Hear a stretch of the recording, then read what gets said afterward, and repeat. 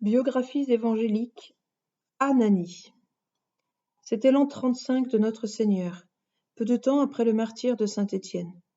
Le sang de l'illustre diacre n'avait pu éteindre la haine qui brûlait au cœur de Saül, son cousin, contre le christianisme naissant.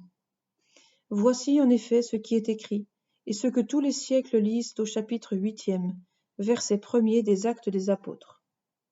Saül, respirant encore la menace et le meurtre contre les disciples du Seigneur, vint trouver le grand prêtre, et lui demanda des lettres pour des synagogues de Damas, afin que s'il trouvait quelques hommes ou quelques femmes de cette religion, il les amenât prisonniers à Jérusalem.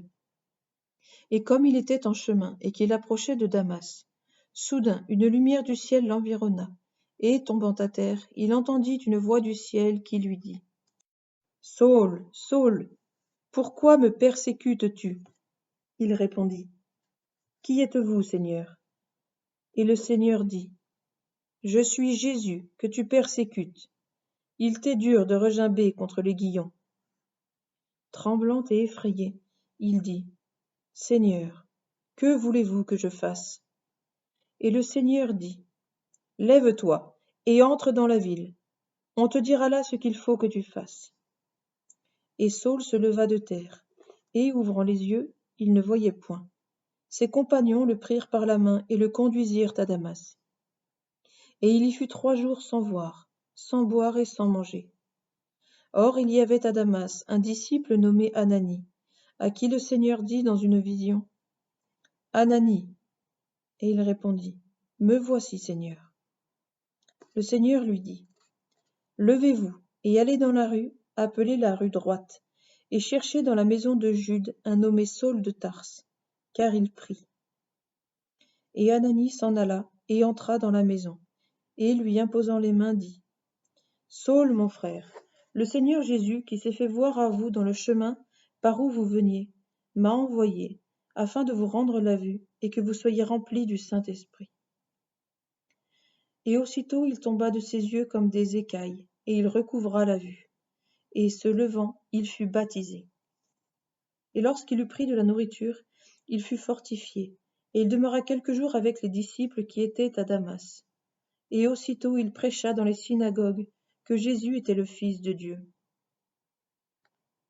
Le loup changé en agneau, de persécuteur acharné de l'Église, Saül devenu en un clin d'œil l'apôtre intrépide de cette même Église qu'il combattait à outrance. Tel est le miracle qui brille parmi les miracles comme le soleil parmi les astres du firmament. Cet événement à jamais mémorable s'accomplit sur la route de Jérusalem à Damas. La chute de saint Paul eut lieu sur le chemin même qu'il parcourait à cheval. Ce lieu est à 10 minutes environ de la ville, du côté de la porte actuelle du Midi. Il est maintenant occupé par le cimetière des chrétiens. Autrefois, on y avait construit une église. Il n'en reste plus qu'une douzaine de tronçons de colonnes, tous couchés dans le même sens. Ce lieu, qui est à côté de la route, est un peu élevé. Les chrétiens s'y rendent chaque année processionnellement, le jour de la conversion de saint Paul. De là, Saül entra dans la ville et alla dans la rue appelée alors la rue droite, et aujourd'hui Saltana ou rue impériale. Maintenant que nous connaissons le lieu où fut terrassé le grand persécuteur du Sauveur Jésus, il reste à donner une idée de la ville où, devenu l'apôtre des nations, Paul fut baptisé. Damas est une des plus anciennes villes du monde, puisqu'elle est déjà nommée dans la Genèse. 100 fois il en est fait mention, aussi bien dans l'histoire sainte que dans l'histoire profane. Elle appartint successivement aux rois de Perse, à ceux de Syrie, aux Romains, aux Arabes et aux croisés. Longtemps elle fut célèbre par ses fabriques d'armes blanches et d'acier, appelées Damas. Bâtie sur le fleuve Baradi, Damas est appelée par les Turcs Demeko. Avec ses vieilles murailles, ses tours, son château fort, et surtout grâce au paysage au milieu duquel elle est assise, Damas offre un coup d'œil ravissant aux voyageurs. Damas est la seconde ville sainte des Mahométans. Chaque année, les caravanes pour la Mecque s'y réunissent au nombre de 50 000 pèlerins. Jusqu'à ces derniers temps, un chrétien ne pouvait entrer à cheval dans la ville. Il ne convient pas, disaient les musulmans, qu'un giaour soit plus haut que nous. Eh bien, répondit Ibrahim Pacha, montez sur des chameaux. Paul s'était donc rendu chez Ananie, de qui il reçut le baptême. Il avait alors 34 ans, et c'était la seconde année après la mort de notre Seigneur. En sorte qu'il avait persécuté l'Église environ 18 mois. En expiation, Ananie lui prédit tout ce qu'il aurait à souffrir pendant son apostolat, qui fut d'environ 34 ans. Quant à Ananie, le saint prêtre, il ne fut pas lui-même exempt de persécution. Voici ce qu'on lit dans le martyrologe romain au 25 janvier. À Damas, naissance de sainte Ananie, qui baptisa saint Paul. Après avoir prêché l'évangile à Damas, à Éleutéropolis et ailleurs, il fut sous le juge Lucilius meurtri et déchiré à coups de nerfs de bœuf, et enfin, accablé de pierres, il consomma son martyre. Quelle belle expression, il consomma son martyre. Martyr veut dire témoignage. Ainsi, consommer son martyre, c'est consommer son témoignage, le rendre parfait, authentique et irrévocable, en apposant au bas une signature de sang. La tradition de l'Église orientale nous a conservé d'intéressants détails sur le martyre de sainte Ananie. Un monument primitif nous apprend que cet homme vénérable, comme parle saint Augustin, d'une grande vertu, d'une vie irréprochable, et à qui tous les Juifs eux-mêmes rendaient un excellent témoignage, allait prêcher l'Évangile en divers lieux de la Palestine et de la Syrie. Il jetait le filet de la parole divine et amenait un grand nombre de personnes à la connaissance du vrai Dieu et de son Fils unique, notre Seigneur Jésus-Christ. Pendant qu'il s'occupait ainsi de l'œuvre du Seigneur, il fut saisi par les agents du gouverneur de la Judée, Licinius, ou plutôt Lucilius Bassus. Ce Lucilius était l'ennemi mortel non seulement des Juifs, dont il fit massacrer 3000 dans le bois de Jardès, où il s'était réfugié, mais encore des chrétiens qu'il confondait avec les Juifs.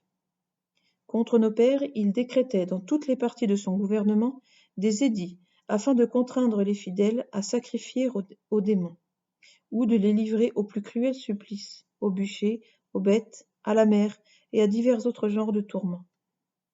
Lucilius présidait au spectacle du cirque, lorsque ses satellites lui amenèrent leurs vénérables prisonniers. À la vue d'Ananie, il fut pris d'un sentiment d'admiration. Silencieux, il considérait cette figure resplendissante d'un éclat surhumain, ce maintien grave et naturel, reflet de mœurs pures et saintes, cette bouche dont coulaient des flots de grâce et d'éloquence. Maîtrisé par cette impression avantageuse, il prend le masque de la bienveillance, et sous des dehors de mansuétude, il cache sa férocité naturelle. « Croyez-moi, dit-il à Ananie, croyez celui qui désire votre bien. Embrassez le culte de nos dieux et renoncez au crucifié que vous prêchez. Ne faites pas que cette belle et noble physionomie que vous avez soit défigurée par les supplices. » « J'adore le vrai Dieu, répondit Ananie. Lui seul est l'objet de mon culte. Rien au monde ne m'est aussi cher que lui. J'ai été son ministre en rendant la vue à Paul, afin qu'il vît dans quel abîme d'ignorance il était plongé, et comment, par la foi de Jésus de Nazareth, il parvenait à la connaissance de la vérité. Lucilius reprit. Confiant dans votre force, vous semblez vouloir braver les supplices. Votre sagesse s'est changée en folie.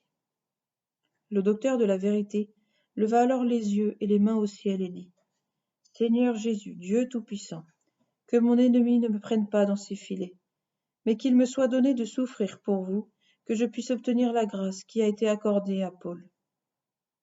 Telles étaient les paroles qu'Ananie adressait au Seigneur. Mais sa prière fut accueillie par des coups rudement appliqués sur les épaules nues. « Obéissez aux ordres du gouverneur » criaient les satellites. « Sacrifiez à nos dieux puissants » Ananie remuait alors les lèvres, sans exprimer hautement ses prières. Le saint, se montrant supérieur aux tourments, on les suspendit, et le renard, je veux dire le juge, eut de nouveau recours aux caresses. Maintenant du moins, dit-il au martyr de Jésus-Christ, rentrez en vous-même, épargnez votre vie, car de plus grands supplices vous attendent. J'en jure par les dieux. Mais Ananie méprisa hautement les menaces du gouverneur et lui dit : Jamais je ne sacrifierai aux démons. Au contraire, je donnerai tous mes soins pour convertir le plus grand nombre possible de personnes à la foi de Jésus-Christ. Ne rougissez-vous pas, malheureux, de recourir tantôt à la force brutale, tantôt à la perfidie des caresses afin de me séduire, comme on ferait à l'égard d'un enfant craintif et délicat? À ce langage, Lucilius, outré de colère, ordonne qu'on dépouille le saint prêtre de ses vêtements, qu'on le déchire avec des ongles de fer, et qu'on le brûle avec des torches ardentes. Mais le martyr ne faisait pas plus attention à ses supplices que si c'eût été un autre qui les eût éprouvés. Cette tranquillité ne faisait qu'augmenter la fureur du tyran. « Jusque à quand, s'écria-t-il, refuserez-vous d'obéir aux décrets des empereurs, et refuserez-vous d'honorer les dieux qu'ils adorent ?» Pourquoi, répliqua le martyr, m'obligez-vous de redire les mêmes choses à chaque instant, comme font ceux qui répètent un refrain dans les concerts de musique? Sachez donc, et sachez-le bien, rien au monde ne m'ébranlera, ni vos supplices, ni vos présents, ni quoi que ce soit. Je déplore souverainement votre sort. Non seulement vous vous perdez, vous êtes encore un sujet de ruine pour plusieurs, soit en les invitant, soit en les contraignant à adorer les idoles. Comment ne savez-vous pas que vos dieux ne sont que de l'airain, du bois, de la pierre façonnée par la main de l'homme? N'est-il pas absurde que l'ouvrier adore l'ouvrage de ses mains, lui offre des prières et lui demande des faveurs? À ces mots, Lucilius entre dans une sorte de rage satanique, et se voyant incapable de lutter avec l'athlète du Christ, il ordonne qu'il soit lapidé hors de la ville. En allant au supplice, le martyr du Sauveur Jésus prononça ces paroles contre les faux dieux. Que les dieux qui n'ont point créé le ciel et la terre périssent. Lorsqu'il fut arrivé au lieu de l'exécution, et que déjà il recevait une grêle de pierres, le vénérable prêtre éleva les mains au ciel et dit: Ô roi des rois et seigneur des seigneurs, recevez le sacrifice que je vous fais de ma vie. C'est pour vous rendre témoignage que je suis maintenant lapidé. En même temps, il alla près de Jésus-Christ dans le royaume éternel, recevoir la couronne qui lui était préparée. C'était le 1er jour du mois d'octobre, vers l'an 70 de Jésus-Christ. C'est le 1er octobre que l'Église orientale célèbre la fête de Sainte Ananie, tandis que l'Église latine l'a fixée au 25 janvier. Après le départ des licteurs, des disciples allèrent enlever le corps du bienheureux Ananie, lui rendirent de grands honneurs et l'ensevelirent dans un héritage paternel situé au pays de Damas, rendant gloire au Père et au Fils et au Saint-Esprit, à cette unique et indivisible Trinité, à qui soit l'honneur et l'empire, la majesté et la magnificence, maintenant et dans tous les siècles. Amen. Et nous aussi, dans les épreuves inséparables de la vie, disons comme le saint martyr: Seigneur, c'est pour vous rendre témoignage que je souffre, avec douceur, les peines que vous m'envoyez.